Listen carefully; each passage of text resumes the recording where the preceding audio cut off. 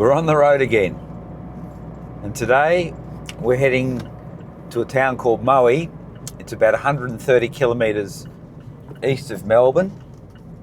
It's about 130 kilometres east of where I am as well. And we're going to meet up with a TR Register member and a committee member, in fact, John McCormick. And some would argue that John is not your typical TR owner, and I think that'll become pretty apparent as soon as you meet him. Let's go and see him and hear his story, which I think you'll enjoy.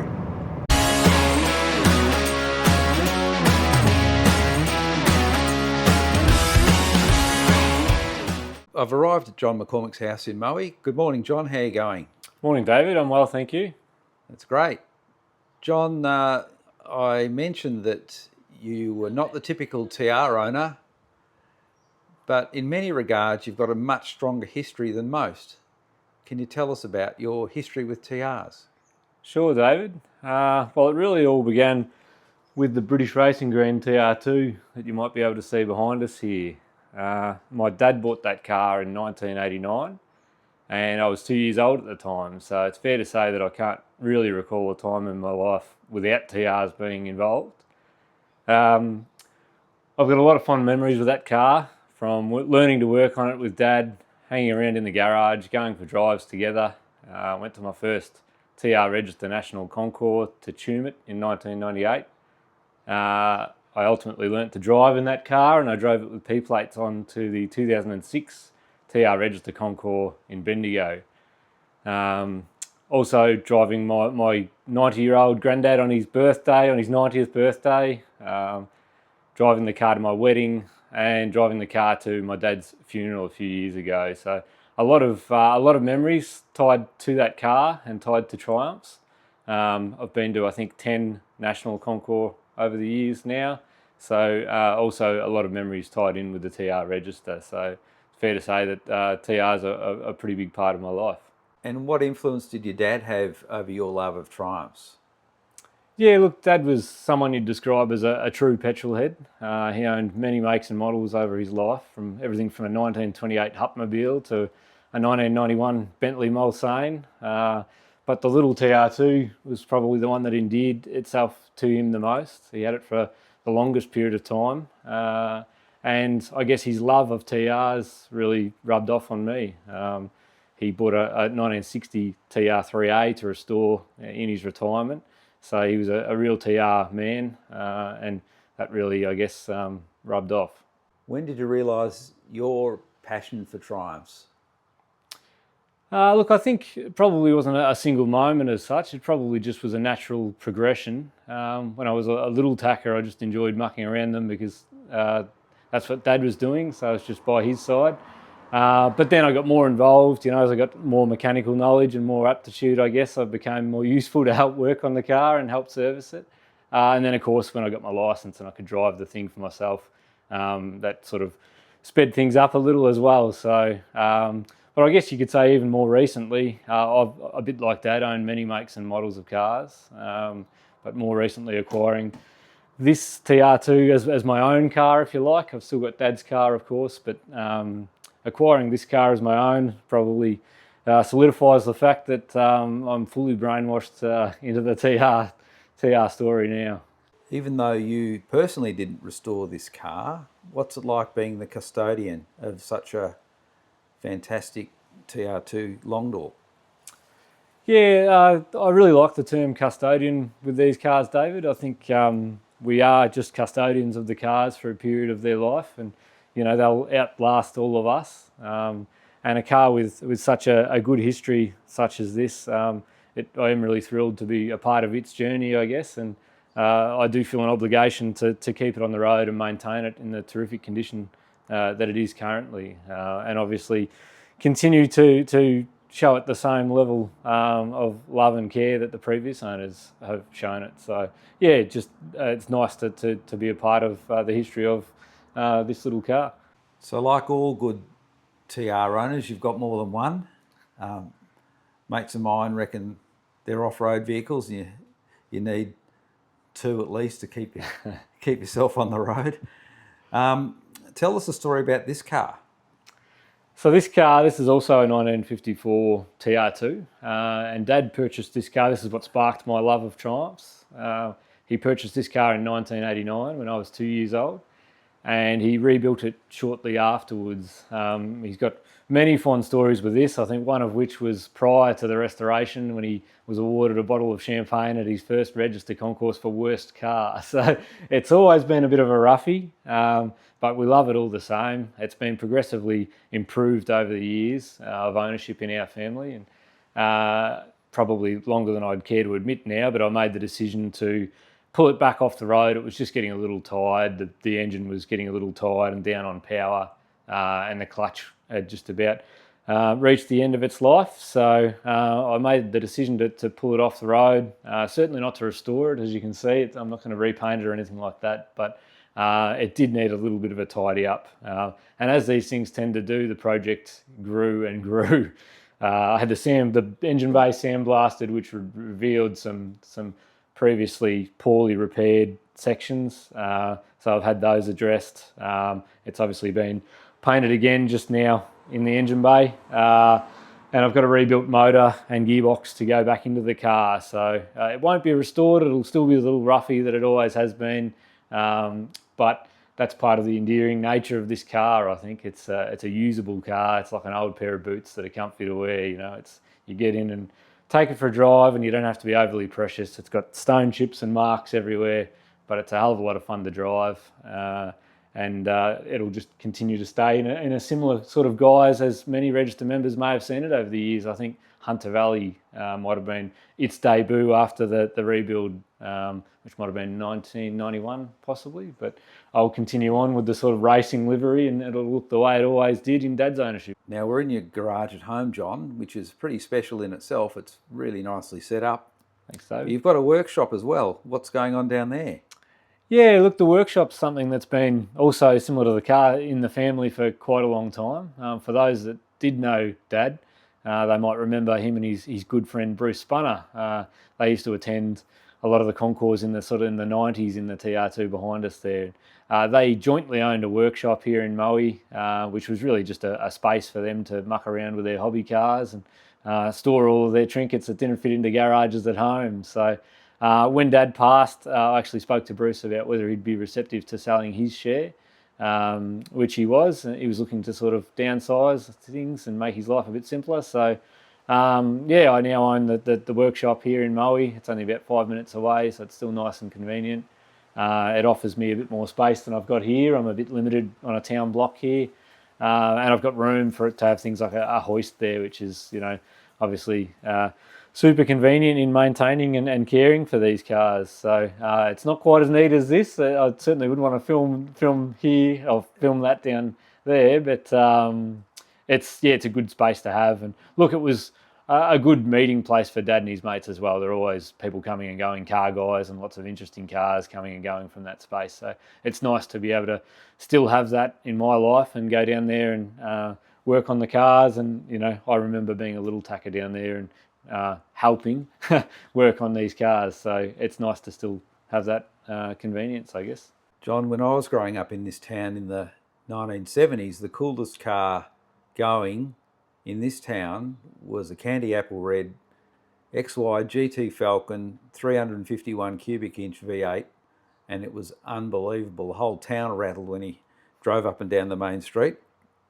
I guess now the coolest car in town is a 1954 red TR2 Long Door.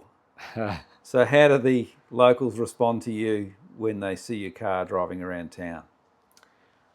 I think these cars are so different to anything else on the road now. Not often you see a 50 sports car around, and particularly in a rural town like Maui. So they certainly turn heads. Dad's car's been around Maui for since the late 80s, as I mentioned. So it's pretty well known, and I think in the British racing green with the louvers and the decals and the sort of racing livery, it gets a lot of thumbs up from young kids that think it looks pretty mean. The Long Door, I think, is it sort of the colour scheme really epitomises 50s sports cars, and it's quite a striking car with the wire wheels and the signal red paintwork.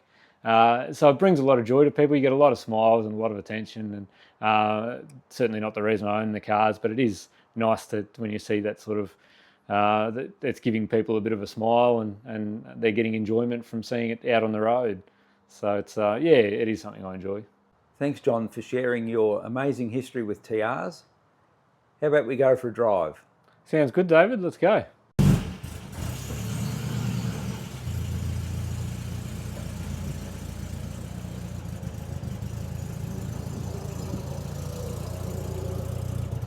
So we're heading out through Moe South at the moment, David.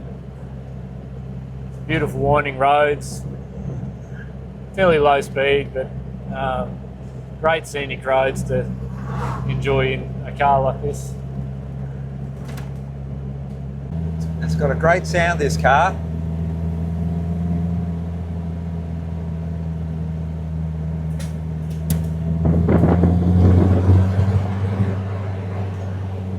What is it that you like the most about driving a TR?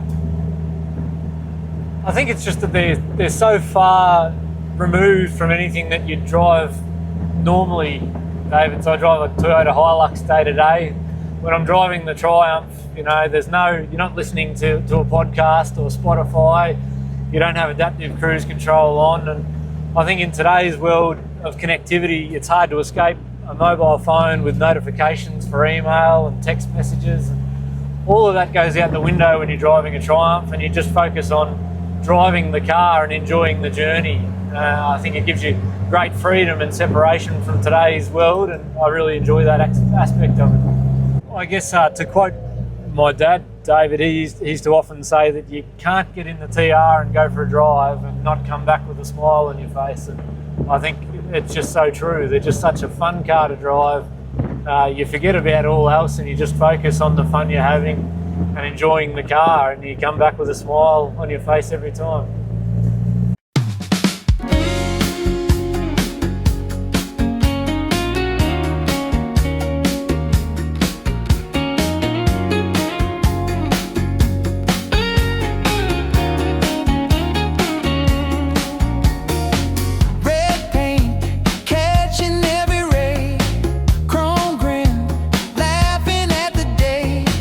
Top down, cutting through the breeze, south of more.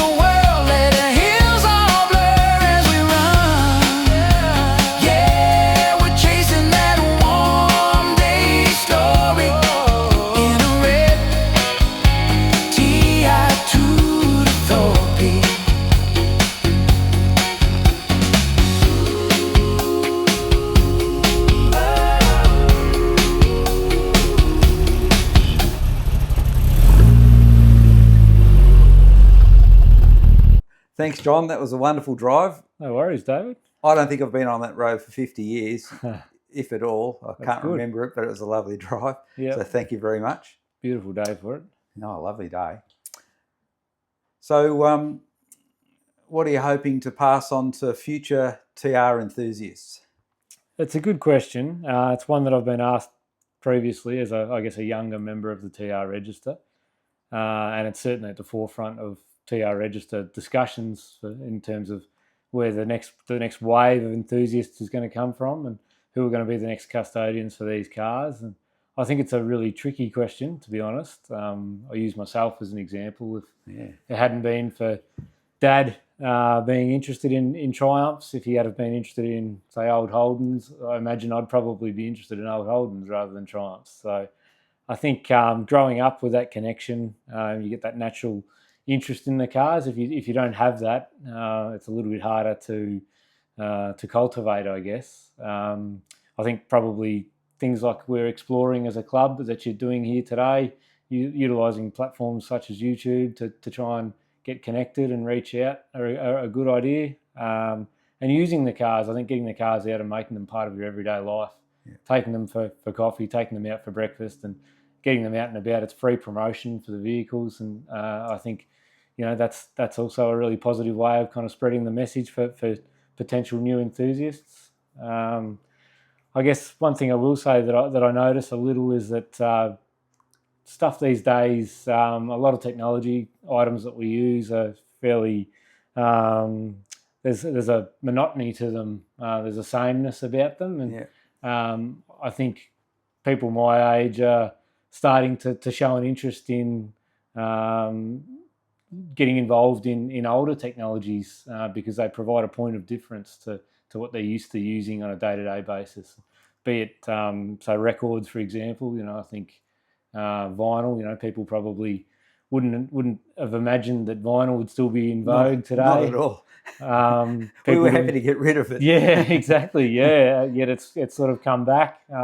Cameras, I know a lot of, budding camera enthusiasts are buying early digital cameras now because they provide sort of a warmth and a charm that, is not readily available through, iPhones and such, which provide a much better image, but everyone's got one. So it's a bit of a point of difference again. I've got a friend who has an old dirt bike and he uses that in Vinduro events, which cater for such bikes. So I think there's no reason that classic cars can't sort of see the same resurgence in a sense.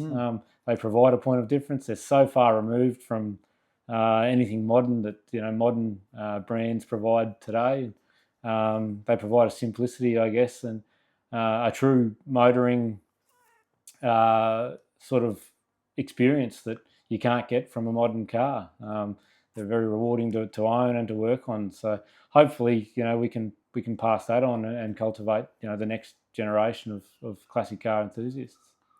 Yeah, thank you very much for that. That's very insightful, and I appreciate your input. Thank you very much. It's been a fantastic drive and great to hear your story. No worries, and I look forward to catching up with you very soon. No worries at all. Thanks very much for taking the time to come down and letting me share my little part about TRs. No, thank you very much. Good day. I'll leave you with some images of John's Concours winning TR2. I hope you've enjoyed the video. Thanks for watching. Bye.